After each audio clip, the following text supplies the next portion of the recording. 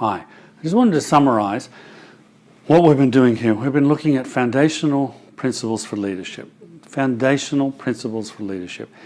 Leadership involves many different things, but I just believe from the years of experience I've had, I just wanted to give you some really good keys and good techniques that when you start to bed these down, do the activities I suggested, you're actually going to find that they're not just foundational, but you can then build upon those foundational ones with other skills.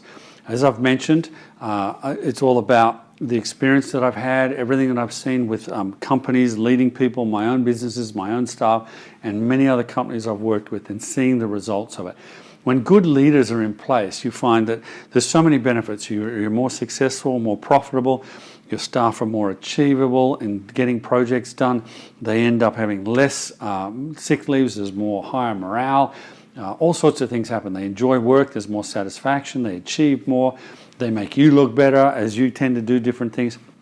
But through my experience, as I said, there's been several things that we've talked about here, so let me just summarize it very quickly for you. Well, I talked about what is leadership. Remember, between the heart of a leader and the mind of a manager, what is that? What's the difference between it?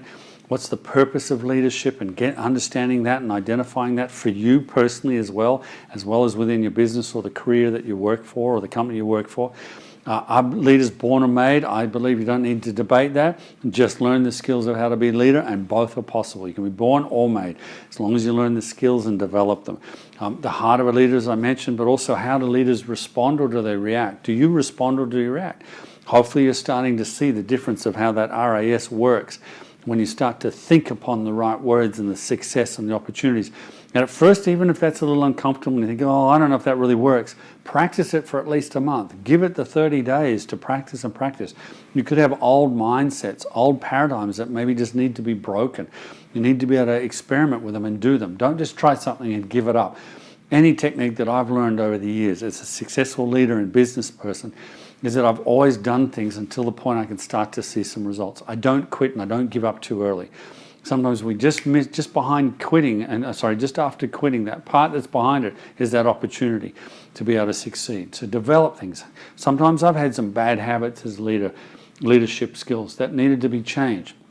It didn't happen overnight. I needed to practice and practice and practice it, both mentally but also in the sense of full out working practically and doing that. So learn how to do that. Learn how to start to activate your RAS and respond versus reacting. Learn to be that change agent. Start to find out what are some of the changes, what are the techniques of how to do that. And applying them as I taught you, start to do that, start to look at that. And last, I talked about leaders communicate to lead. Very powerful topic about how to do that. There's a quote that I started to use probably 30 years ago, and many people have used it in many different ways. I don't take any ownership over it. But the bottom line is that if you always do what you've always done, you'll always have what you've always had. You've probably heard many different versions of that, but if you always do what you've always done, meaning you just keep doing the same thing you've done before, you'll always have what you've always had, meaning you're always going to get the results that maybe you didn't like. It can be positive or negative, but in the negative, if you keep getting results that aren't working, you need to change.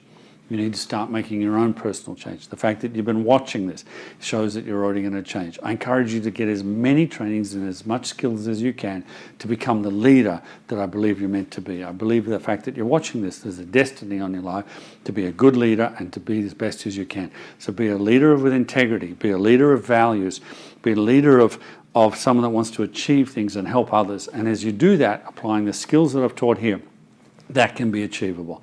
As I said before, I've done two other trainings that'll be on this same site as you search them out.